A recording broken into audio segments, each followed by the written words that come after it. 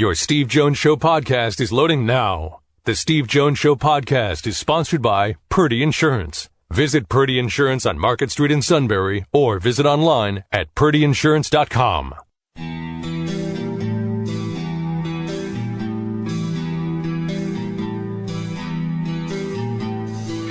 Sports talk where your voice counts. This is the Steve Jones Show on News Radio 1070 WKOK. Now, from the Sunbury Motor Studio, here's Steve Jones. First of all, welcome. It's great to have you back. Yeah, it's good to be back. I love this place. Yeah. Second year now. Beautiful place, beautiful little restaurant here, right on the water. Actually, we've come back. I've brought my wife down here twice last summer after being here. Telling her, I said it's a really great place. So you cannot ask for it. You can't beat it. I'm telling you. I mean, this is a Tuesday night. It's 79 degrees. River's about as gentle as it can be, except for the guy in the water trying to flop his way through. That's Bauer. This is 25 years now. Yeah. 94 to 2019. Yeah. There'll be a reunion and so forth. But September 7th, Buffalo. Yeah. What does it feel like knowing it's 25 years now? I really didn't think about it until you said it about 10 minutes ago, and you said 25 years, and I was like, geez, it has been that long. And I guess the other day I was sitting there and I said, you know what? We're 7 months away from the year 2020. Yeah. And I was like, wow, I would put it in perspective. But, we haven't aged a bit. I mean, thank goodness. None of us. Everything's a little fatter, a little more bloated, and the pain doesn't go away as fast anymore. So, the 94 was such a special team. I got guys calling in now. I live in State College, so you got a bunch of guys calling in. Hey, you got a place for me to stay, and just hearing the guys who were actually coming in for it, it's gonna be a good time. And we were all very, very good friends. We all still remain good friends, and guys coming in from all over the place. When you went to the Citrus Bowl the year before, sure, and you beat Tennessee, great second half. Did you have a sense that you had something cooking, that you had something that could be special, or did that take a while to think that? No, it was because me personally, I wasn't starting on the 93 team yet. I was one of the new starters. Me and Andre were two new tackles because we had Malinowski and Derek Pickett. Right. So we had to replace those two guys. By the way, Andre's Andre Johnson for those who were the uninitiated. So we were new, but our receivers were Bobby and Freddie. They were already there. Running backs were all the same. Our quarterback was the same. And Kyle Brady right there. So when it really stuck, it really hit me. And Bucky really tells the story. I mean, he should be a radio guy the way he can tell a story. But it's in camp. And the defense is always so far ahead of offense. Always. It's just like that's just the way it's just you just line up and their timing is on, and then you're not there as an offense. 9 out of 10 times they are. It's a slaughter. Usually the first scrimmage is slaughter. But for years upon years and being there with Joe, and he'd always have to skew the scrimmage towards the offense because he didn't want them losing confidence. So I've seen that. It was about the first scrimmage in camp, and we were just hammering our defense, and it was a pretty good defense. It just got beat up throughout the year because they were on the field so much. But Bucky Greeley says, "Oh my God!" I said, "Dude," he's just like, "Dude," he said, "Joe was all over us." He said, "Just relax." He said, he's got to help them now, and then we were all just sitting there like, "Hey, we must be pretty good here." And there was that fine line between being cocky and being arrogant and stuff like that. But we knew we were good, didn't know how good we were, and then we went and played Minnesota. And you could tell the stories about how we were a quick drive offense, 30, 40 touchdowns under 2 minutes. But our first drive of that year was like an 18-play drive against Minnesota. And then we get the ball back after 3 and out, but Minnesota and Kijana takes the second play. And then it was just that was the rest of the season. And it just grew, and it was just as the season went on, it just got easier and easier. And as I said, you get a quiet confidence, and no one can stop you. And you're watching the game film. You don't see how good Kerry's playing until you watch the game film. I mean, you can see how good Kijana's doing because you're blocking for him and running. He's running ahead of you, but Kerry was on fire. I mean, Kerry was just hitting every open receiver, and he was doing it right and getting rid of the ball when he needed to get rid of the ball. If he was getting pressure, he was a fifth-year guy. I mean, he had done his time, and it was his time to shine, and he shone. He was sacked 5 times the entire season. Steve, 3. Wally got sacked. Our backup quarterback got sacked. Yep, it's always we have this argument all the time, Steve. Come on. It's always Wally's fault. Yep. Try to keep Wally, Our starting five, Kerry Collins got sacked 3 times our senior year, and when our backups went in, and that's the funny story is that I think we played the Michigan game, which was week 6, was the first time we actually played a drive past the third quarter. Right. And amazing. That was actually the one I wanted to bring up because everybody brings up Illinois. Nobody ever brings up Michigan. Kajana gets hurt against Temple. Yep. And I remember being in the locker room after that game, and you could tell it wasn't quite right. Yeah, it was something wrong with it. There was something wrong with Kajana's thumb. But now I go to Michigan. He plays. Just what did it mean? And we didn't know. Right. We didn't know. I mean, it was a game time decision. Right. Yeah. What did it mean when you got in the huddle? Because that's where I'm going with this. Yeah. And he comes out with you. What kind of boost did that give everybody? He was just give me a hole. That's all he would say. Just give me and all you needed was a quick second. Yeah. And I mean, as he had proved over and over again that year, if he just got any kind of crease, he just took through it. I mean, you only tried to tackle him high, he just ran over him. Low, you had to gang tackle him, and it wasn't happening. And we could always look back and say, yeah, we wish we had won. Somebody had won. Kerry or Kijana had won the Heisman, but split the vote. But I mean, we're probably the most recognized number 2 team in the history of college football, and those two are probably the poster children for splitting votes on the Heisman. But we talk about Michigan, Stephen. The 3 years before that, 91, 2, and 3, we are 2, 3, and 4. We started 5-0. Right. And that was that 6th game. We had tripped up 3 straight years. Yeah. So that was such a huge game and just a hurdle that we had gotten over out there. And that was all Kerry. I mean, he just, looking at that, how he hit Bobby across the middle now on that slant touchdown was just it was a thing of beauty. Yeah, and again, in the clutch, got it done. I think Miller had a big fumble recovery in that really helped out. So, the defense did something during the course of that year. Blatantly bad holding call against me in the first quarter, Steve. You believe that? At Michigan. You believe that? To be honest with you, I'm shocked because normally at Michigan, you want to talk about the reputation for even-handed. It was just to see that out of the norm, and of all people, you. Yeah, me. Mr. Law and Order over here.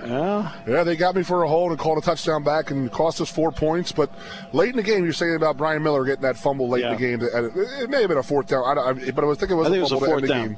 And then they called us for too many men on the field because we were celebrating, and we were just sitting there like, oh my God, they're going to give him the ball back. Yeah, but that's just our mindset. Like, oh my God, they're going to give him the ball. And it was just like how it worked out there. And having been done for 25 years and talking to other guys who've played at Michigan, it's just like a running joke of just how blatantly bad the calls are out there all the time. After Illinois jumps out 21-0, after that point, it's a 35-10 game. Yep.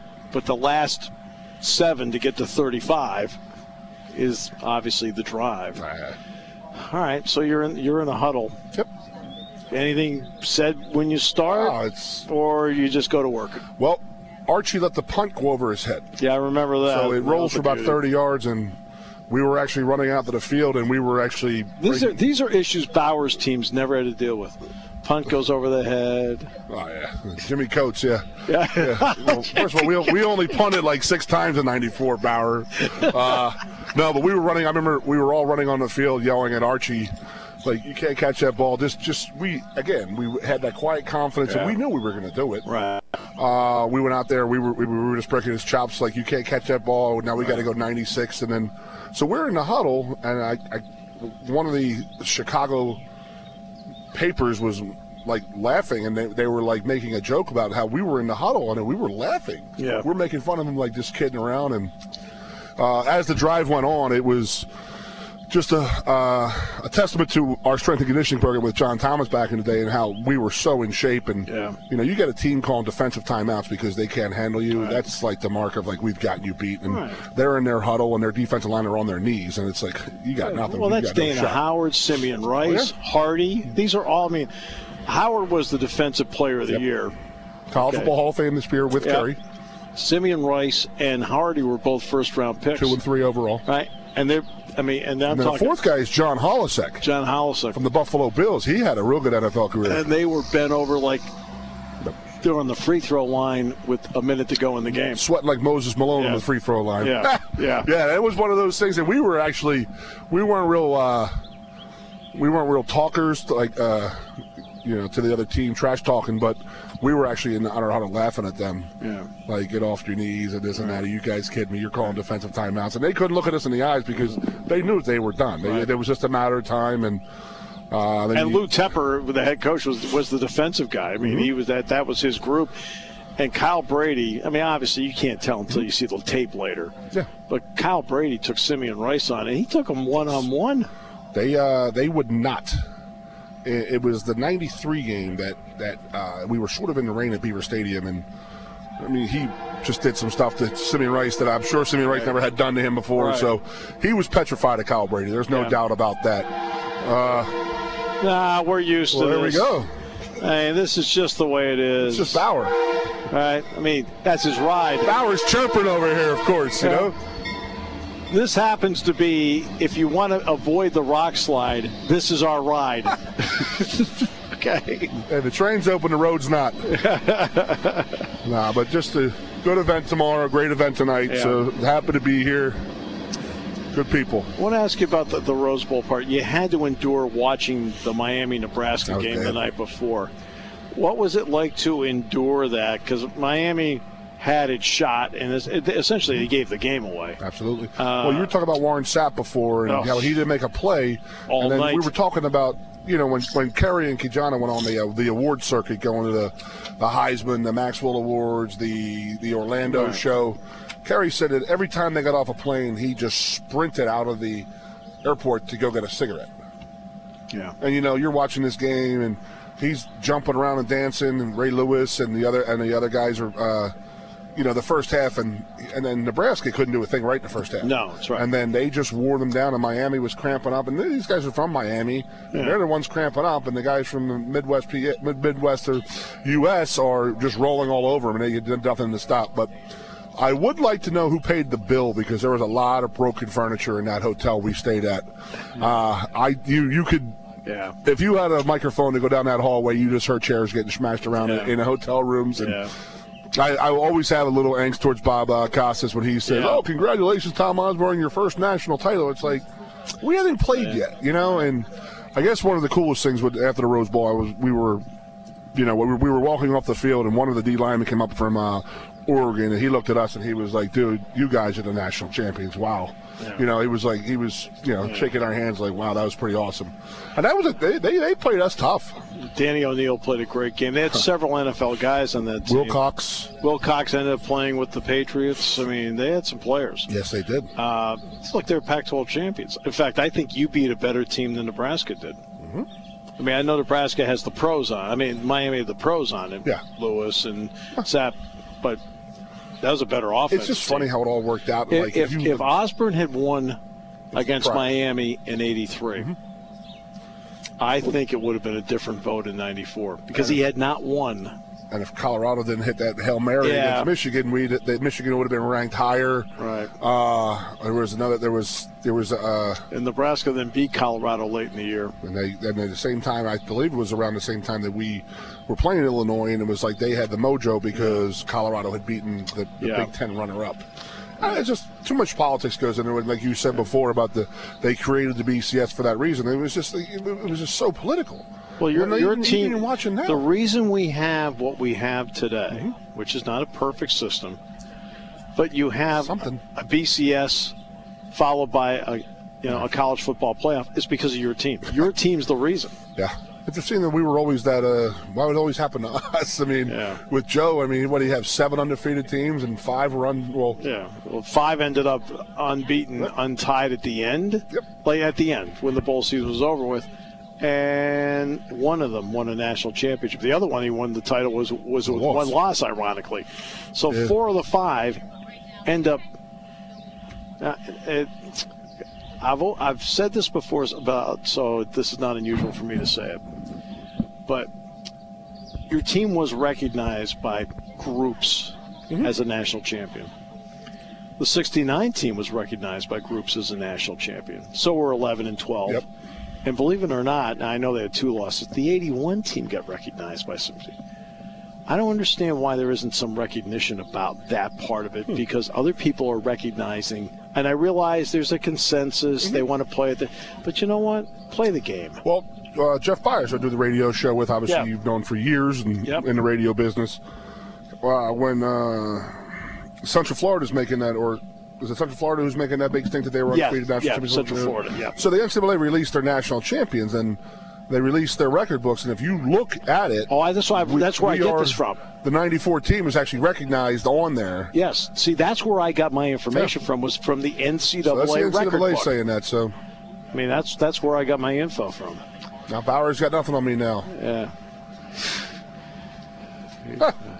Well, you just got the glance. Look at those glasses. Look like one of the guys who killed Kennedy. Little Ray-Ban. Jeez. Well, he'd tell you it's the other way around. He's actually on the protection detail. That's why he did get shot then.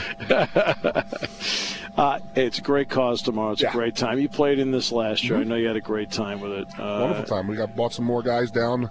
We'll get Adam Brenneman. Get some young blood in here. Adam Brenneman and Christian Hackenberg will be down tomorrow for the tournament, and then me, Trey, Shane, and Sweeney will be here tonight. We're the pregame party people, you know. I mean, let the young kids play golf. You're the people that get it. Yes. I mean, you're the people. So, trying to bring the young bucks into the fold here, and we'll be all right. There's some good dudes. No, you know what? Tells you a lot over the generations. You know, you celebrate with the '80s, the '90s, and then a couple of guys from the 2010s coming in. Absolutely. That tells you a lot. That tells you a lot. What do you think? What do you think of the current program right now? You know what? I think that I like this team better than any other one because there's no stars. Yeah. That's sort of been Penn State's MO over the years. When we didn't have stars, we actually were a much better team. Yeah. You don't have a Saquon or the face of the program, a Trace McSorley or a Saquon Barkley or a Hackenberg. Yeah. You know, we haven't had that in a while. And so you're going to have some guys who are going to step up who are going to need to step up, and that's a good thing. You're going to have guys competing to be the leaders. And I think that only bodes well for the team. But the defensive team speed, I mean, Trey ran a 5.4 40. I mean, we got guys who are playing his position running 4.3 40s. I mean, it's pretty amazing. Just the team speed that we're rocking right now. It's borderline insane. I mean, it's crazy how fast some of these guys are. He shook his head when you said 5.4. No, well, 5.7 then. You know, sorry, you know, just under 6 seconds. Doctor, good seeing you, brother. Good seeing you, brother. Thanks for having me down. Taking your calls at 800-795-9565. This is The Steve Jones Show on News Radio 1070 WKOK. Now, from the Sunbury Motors Studio, here's Steve Jones. Trey Bauer, my good friend. You're the best. I hate to say that. You're the best. You know it, too. Good to see you, pal. And just so we can clarify, just to get this conversation started. I wanted to, yes, I think there needs to be some clarifying remarks. Everyone in the SEC cheats except for Vanderbilt. Let's just throw it out there because those are the facts. Where does Vanderbilt usually finish? Last. Is that evidence? Yes, correct. So you're saying like Ole Miss. Okay, so do you remember the conversation on Blue White Tailgate? It was 2-3 years ago. Ole Miss, number 1 in the country. Mississippi State, number 3. Yeah. 7 weeks in the season. Dak Prescott, yeah. Yes. And I said, they're cheating. There's no way these guys should be 1 and 3 in the country because they're undefeated. I go, they're cheating. Yeah. And I got a phone call from my son, Riley, who you know. Yep. And Riley said, Dad, you can't say that stuff. I'm like, they're definitely cheating. There's no doubt about it. And 2 years later, they're both on probation. Yeah. So let's just stop. Stop the insanity. Now, you won't claim another institution is cheating. You just don't like them. Notre Dame. Well, I mean, they're cheating because obviously none of those guys can get into that school. As a Catholic, and I can say that, like, it's a really good school. Okay, but they on their own merits, that's not happening. They're not, no. In a moment of point counterpoint, we had your esteemed colleague, Keith Conlin, on in the previous he's segment. not my esteemed colleague, by the way. Yeah. Somebody that you've over time associated with. Correct. I've kind of adopted him as my, mentally challenged younger brother. Correct. Yeah. When you have an opportunity to compare notes on teams, I believe you played on a team recognized as the national champion, correct? Correct. We should have won 2 in a row. I know. But we didn't. I understand. You were 23-1 in those games. Correct. Yeah. Team you lost to, well, they probably weren't on the. Well, that's a different. What, story. they weren't on probation? No. Barry Switzer coached Oklahoma team. Really? Come on. Do you know who the backup quarterback who was hurt that didn't play the game? Troy Aikman. Troy Aikman. Correct. Yeah. So broke his leg. But kudos to Barry to, reach out to the UCLA coach and get him a shot, and obviously the rest is history. So. Yeah. In a point counterpoint, what made 86 now 94 special in its own way? It's not that special. But in 86, yeah, you can pick up from there. Well, I mean, first of all, you have to understand, like, in the context of 85, we were undefeated, and we should have won the national championship. We turned the ball over, 3 times inside the 20. We didn't really get anything done offensively. We had some really good players there, but we just turned the ball over. And as you move up the food chain, certainly in college and the pros, the more you turn it over in championship games, you're not going to win. Right. But we felt like so Jamel Holloway led the country in rushing that year. He had minus 6 yards rushing against us. Right. Okay, so we did our part, but the offense just couldn't get out of their own way. So then that led into the 86 season, which we felt we were the best team in the country, and we had a lot of confidence. We had a lot of players coming back, and we just felt like it was ours to lose, and we weren't going to lose it. Okay. Serious question now. Times have changed. Transfer portal exists. Players now, if you're really good, you're going to the NFL after year 3. Now, the rules were different back in your era. Correct. One of the important elements that made 86 special was the commitment of the fifth-year players, you among them, to say, we're coming back. Because they could have gotten their degree and gone. Correct. That was the rule back then. Correct. Could you have kept that team together today, knowing the personalities in that team and knowing what the rules are today? It's a hypothetical. It's a difficult question. Well, I think it's not that difficult. I think the era was different. I think the guys on that team were, kind of old school people at heart. Yeah. Their parents were. It was kind of like there was a lot of unfinished business, so to speak. Yes. So I think in that regard, I think it would be difficult. I mean, the era is obviously a different era, right? The guys today are bigger, stronger, faster, whatever, but it's still football, right? I said to Keith on the way up here, I said, I don't understand the whole portal thing. I mean, I don't understand, so let me get this straight. So you're with guys for 4 years, some of your best friends. I mean, some of my best friends to this day are former Penn State teammates of mine. Right. And Tim Sweeney and Shane Conlin will be here later tonight, and those are 2 of them, right? So, I don't understand, why you'd be at a school for 4 years and then all of a sudden you transfer and go somewhere else. And I just don't, and there's no right answer for it, but I just don't understand, why someone would do. I just don't. And I haven't talked to any of the kids, the Penn State kids, why they're doing that. It just makes no sense to me. If I had to pick a guy on that team, you'd say, hey, Shane Conlin would have been that guy. I kind of felt like when he said he was coming back, I felt like the dominoes followed after that. And look, he could have gone. Sure. Because if he, all he had to do was make sure that he had his degree by May, which he was on track to do. Yep. Right? He could have gone. So the option was there. Yep.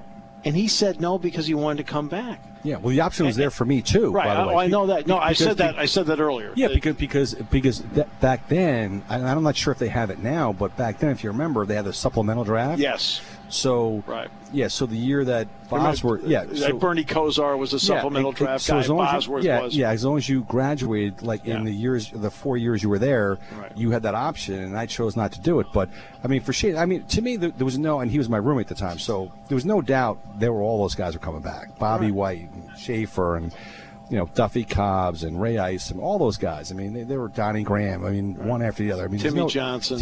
There's no doubt all those guys are coming back. Right. It's interesting because obviously, I grew up in that era as well, too. I mean, I go back to 1980, for goodness sakes.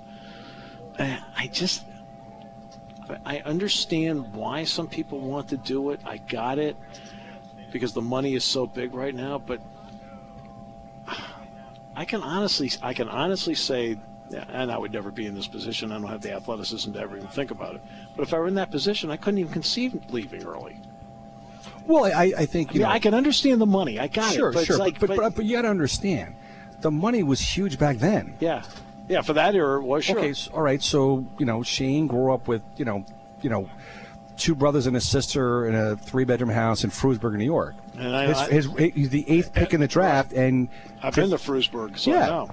Right, and his dad, state trooper mom, didn't work, right? Yeah. But his contract, I think, was 4 years, $2.5 million, $800 guaranteed. Like, that's a generational wealth creation event in 1987 or 1886, right? So there might be more zeros attached now, but the numbers are still, it's all relative. I mean, the numbers are staggering, right? So, I mean, to me, I just think about it where, like, it shouldn't be necessarily about that.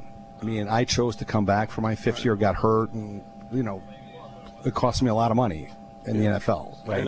I know it did. Which is fine. Like, so if kids now, I hear people say, well, why would the kid not come back for his last year, whatever? I'm like, if he's really truly dedicated to the whole football thing, things can happen. We didn't have insurance policies back then. We didn't have. There's a huge safety net now, which we didn't have back then. What's interesting about that is that you all commit to come back, but you didn't really. I mean, did you have any member of your family come up to you at any point saying, hey, maybe you ought to go? No.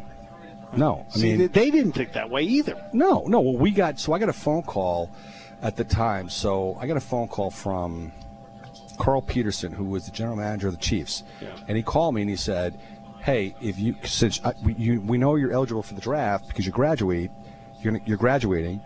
We're going to pick. We would like to take you in the third round of the draft. Right. So I called Joe. And I said, this is what Carl Peterson said. He's like, okay, well, we're going to call Dick Steinberg. So at the time, Dick Steinberg was the guy for New England. And just remember, Joe's, and I didn't want to cut you off, but Joe always said, hey, look, let me call people I trust. Correct. And I'll get a read for you. So in other words, you weren't being stopped. He was trying to help. No, he was trying to help. He was absolutely trying to help. Right, so, just like he helped Blackledge and he helped Munchak. Correct. So it was kind of like his whole thing was, all right, well, I'll call a couple of my guys. Like, okay, fine, right? And Dick Steinberg was always one of them. Yes, and so I went to Joe's office. It was Joe and I, Dick Steinberg on the phone. Joe said to me, just tell Dick what Carl told you. So Dick goes, okay, all right, Kansas City, 3rd round pick. Yeah, they need a linebacker, whatever. He's like, that's about right. So Joe's like, okay, so what do you think? So Dick goes, listen. He goes, the difference between you and Shane Conlin is minimal. Right. And the fact is, he's going to be taking the top 10 picks in the draft. You should be a first rounder next year if all things go equally. Right. And I'm like, okay, that's about right. But if you get hurt, which I did, it's a big deal, right? So, and we didn't have anything, and there was nothing in place. I'm not sure about the kids now, but there was nothing in place where if you had an injury which would sidetrack you or take you out of like where you probably should have went. I'm not sure if they have that now or they definitely have it. They didn't have it then. You can get insurance now. Yeah. I mean, you can definitely get insurance policies now. So it's. Yeah. So my dad was my high school coach, and obviously he loved Joe and Sue, whatever, and he's I told him I was going to go see Joe, and he said, well, what do you say? And we told him, and so Joe looked at me. He goes, "What do you think?" I said, "Well, I should probably come back then." He goes, "Yeah, I agree." Yeah. I call my dad, and it's like now it's like I think the parents are, a little out of control for sure. And I'm a parent of 5 kids, so I can say that. To me, I don't understand. It's not about when I hear people talk about sports, it's all about the parents. It's not about the kids, which is insane. Shane Conlin, that's God. a very good. Oh my God! All right, yeah. It never ends. We were talking about Frewsburg, New York. We were talking about beef on wick sandwiches.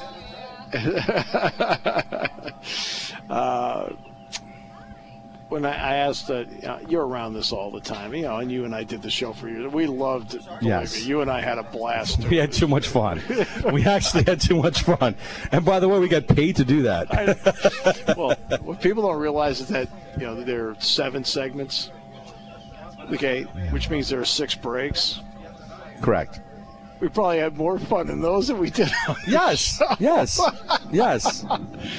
What do you think of this year's team? I mean, it's interesting because James said something interesting when I was talking about 10 days ago, and he said, it's amazing how now we win 9 games and people are disappointed. Correct. That's kind of a good thing about where the program is. What do you think about this current team? The thing about it, which I find very interesting, is that they're very young, they're very athletic, and that there's almost like no fear. And it's like, if you want to be a championship caliber team, in my opinion, you don't have. There should be no fear. You should do your stuff, get coached up, and then do what you're supposed to be doing. And there were times last year where, there was hesitation, and then all of a sudden it's kind of like they turned it on in certain situations, which I thought was interesting. Yeah. And I think it's more about experience and doing it play in, play out, series in, series out. And I mean, I'm excited for the kids. I really am. And James and the staff. I mean, I think he's got a great staff, and I'm a big fan. So. Yeah, no, Tim, obviously I'm a big fan. Because, in watching him every single day, you become a big fan watching them every day, which I get the chance to do. So then you really understand why they want to do something. Correct. Gina Auriemma said something interesting at the women's basketball Final Four. And he said, I think there are some coaches out there that fear now coaching their kids, their players, because of, the transfer portals and everything like that. Do you get concerned about that there's so much movement? I don't give a crap, quite frankly. I really don't care. I mean, to me, again, we talked about earlier, I don't understand, why they would do that. And I think that at the end of the day, it's like, Joe would say, basically paraphrasing him, he would say, we're going to go with the guys who are with us. It'd be like the recruiting stuff. We're always top 10 in recruiting, right? Because we selected certain guys and we wanted those guys. And it's like, let's worry about the guys we have versus the guys that we lost or they're not showing up. Which I talked about when the Stevens thing came up. I said, let's talk a lot about Sean Clifford. I'd rather talk about people who are here and people who aren't. Yeah.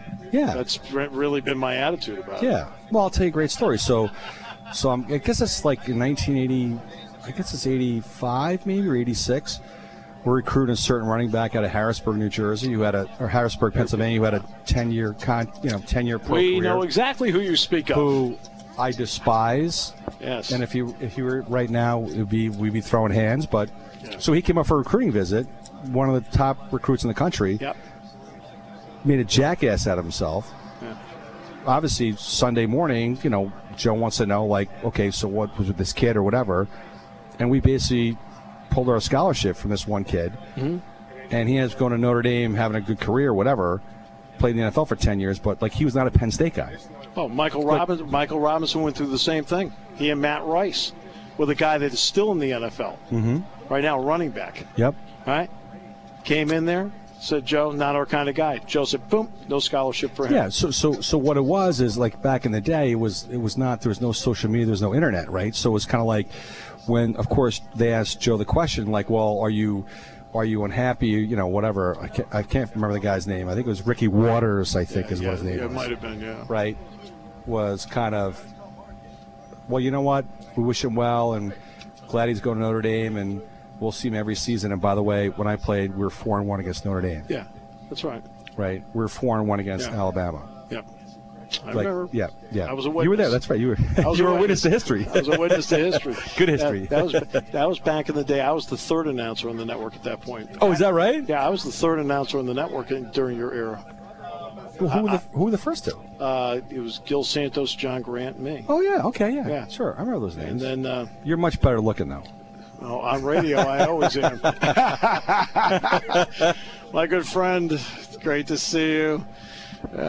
Always a pleasure. There'll be no Shane Conlin rebuttal tonight. Yeah, I don't know about that. He's afraid to get on the air, but